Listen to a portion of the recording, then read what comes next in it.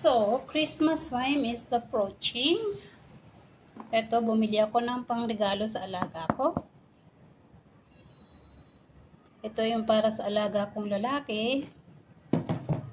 At ito naman yung para sa alaga kong babae. So, ito kasi yung mga paborito nila, kaya ito yung aking binili. So, magbabalot na tayo at doon sa binilhan ko, may libreng pambalot. Balot tayo ng regalo dahil malapit na ang Pasko. Ito ay maraming sobrang pambalot. So, uunahin natin tong sa alaga kong babae. Tingnan natin kung kasya lang ang isang pambalot sa dalawang regalo. Kasya siguro. So, hahatiin ko lang to sa dalawa.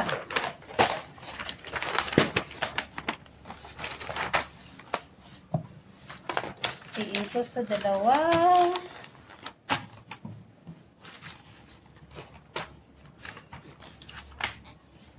Tuwing Christmas lang ako nagre-regalo sa mga alaga ko.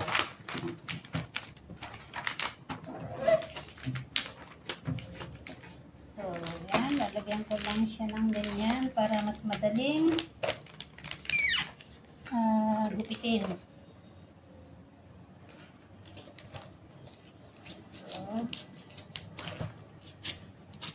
Hindi pa rin maganda ang pagkakagupit. Ayos lang.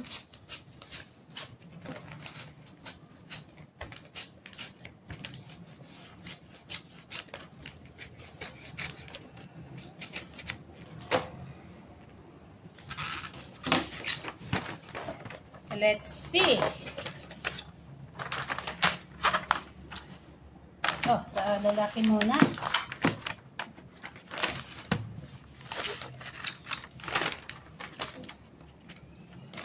Simple lang natin. Okay.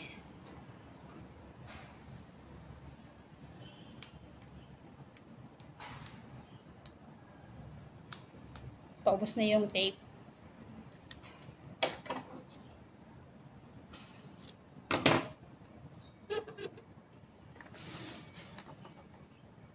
So, lagyan muna natin dito ng konti. Hindi siya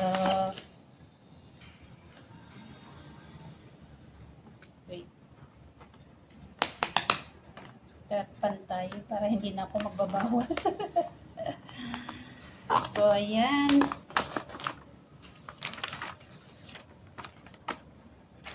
Kasi itong kabila, actually medyo malaki-laki pa nga rin yung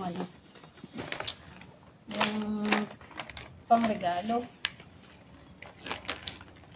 Yung pambalot. So, lagyan lang natin ng konting design.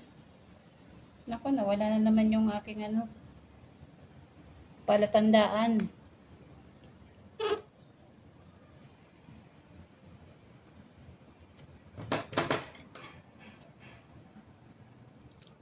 Lagay ko na nga lang dyan sa gunting.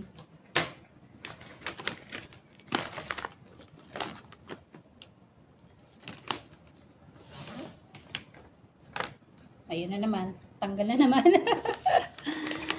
So, lalagyan ko lang ng konting scotch dito.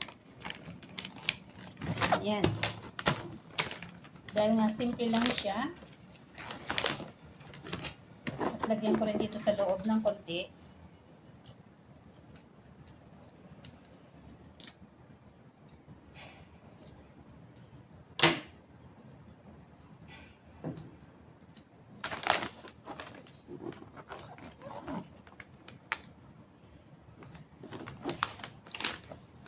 So, simplihan lang natin yung pagbalot ng regalo.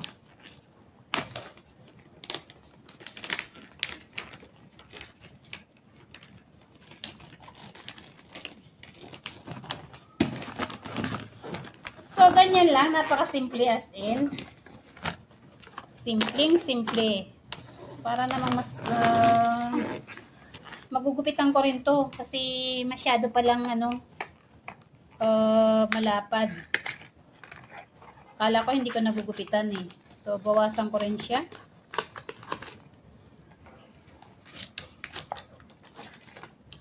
Mali yung aking kalkulasyon, pero okay lang.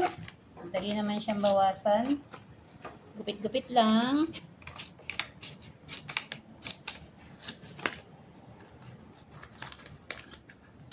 So, ayan. Tingnan nga natin. Yan, pwede na. So, yung kabila, ganun din. Babawasan ko rin, pero parang gusto ko umupo.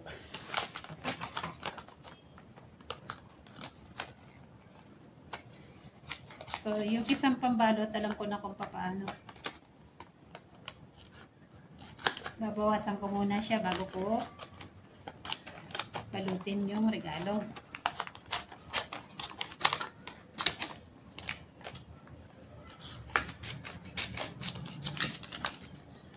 Ngayon ko nababalutin kasi wala sila. So, mas madali ako makapagalaw.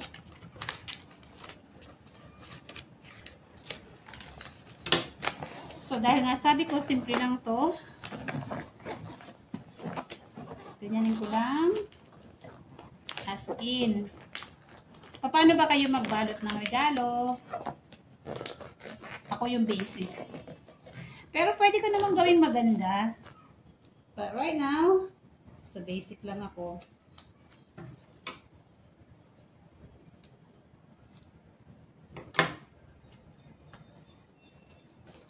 Lulupian ko lang to para hindi naman makita yung hindi magandang gupit. So, ayan. Lagyan lang natin ng scotch. And then, yung kabila, ganun din. I hope natanggal ko yung presyo. Pero binili ko naman ito sa, sa shop. Wala naman nakalagay. So, okay na yun.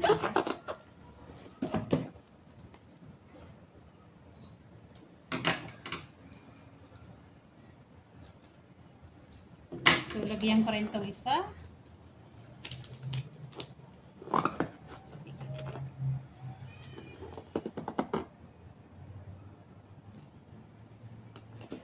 So, almost done. Lalagyan ko lang yung kabilang side, yung gilid-gilid.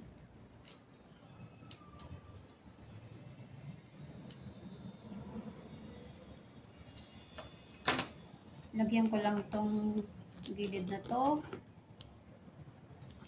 At ito pang isa. At dito sa kabila.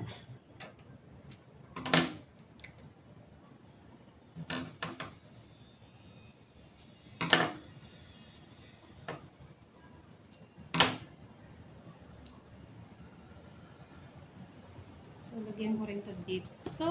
At itong isa.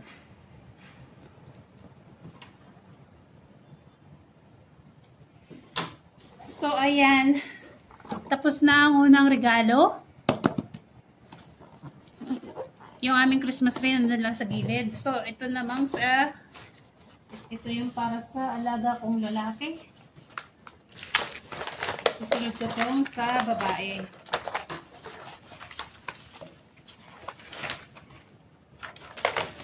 So, tatanggalan ko na siya nito para saktuhan na.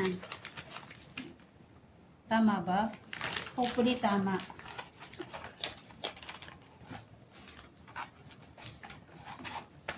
And now, gugupitin ko na lang siya. Mas maganda yung gupit kaysa yung ginawa ko sa kaunahan kanina. Parehas lang din. Hindi maganda ang aking gunting.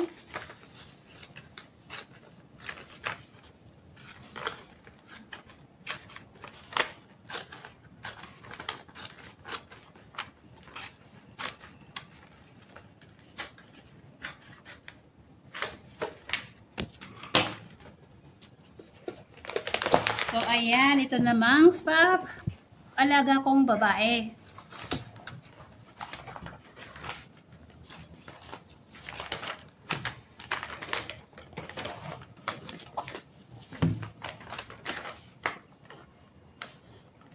So, lalagyan ko rin siya ng tape muna. Nawala na naman yung aking palatandaan. Laging nawawala. So, ayan.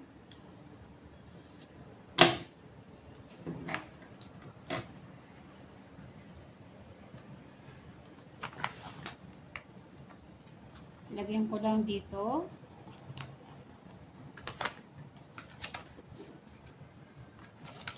Wait, hindi na naman siya pantay. Laging mali ang aking kalkulasyon. So, pwede na to. So, dahil parehas silang red, ngayon, kinakailangan kong lagyan ito ng ibang palatandaan.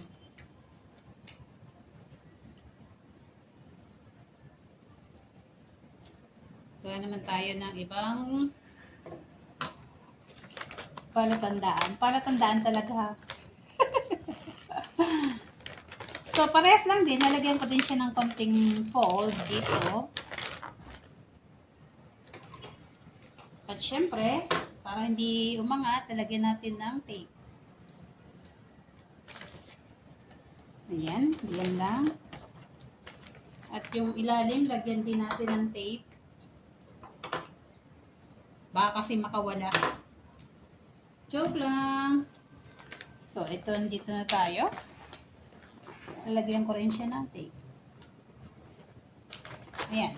So, ganyan na siya. Dahil ito ay isa lang na ganyan. So, gagawin ko itong medyo madami para naman hindi sila magkapalit.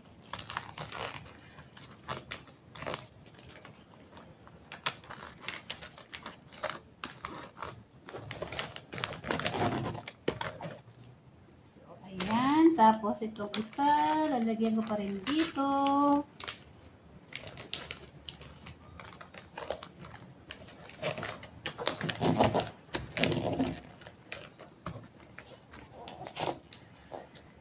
So, ayan, ganyan na siya. At lalagyan ko na ng scotch.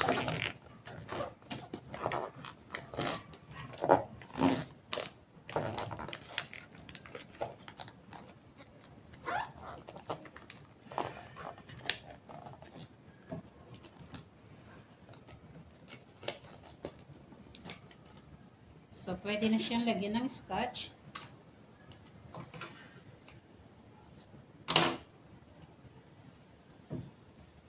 At dahil maganda naman ang gilid nito, hindi ko na siya lulupian. So, yung kabila naman, ganun pa rin. Papantayin ko lang siya.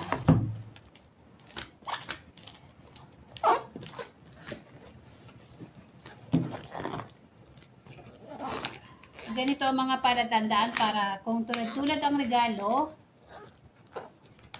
alam mo kung alin ang para kanino, ibibigay. So, ayan. Almost done na rin siya.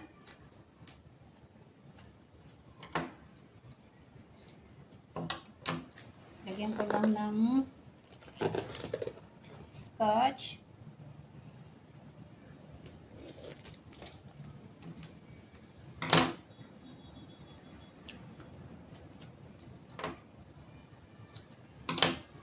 Dito sa kabilang gilid.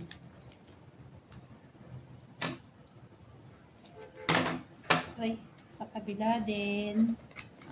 At balik tayo dito sa other side.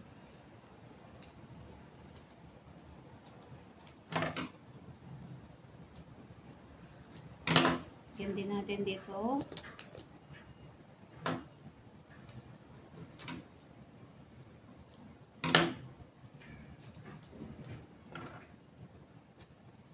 Dito. So, ayan. Ready na ang aking pangregalo sa aking alaga. Hindi na sila magkakabaliktad kasi alam ko yung para sa lalaki at alam ko yung para sa babae. So, ganyan lang maggawa ng gift wrapping. Thank you for watching. Please hit like and subscribe.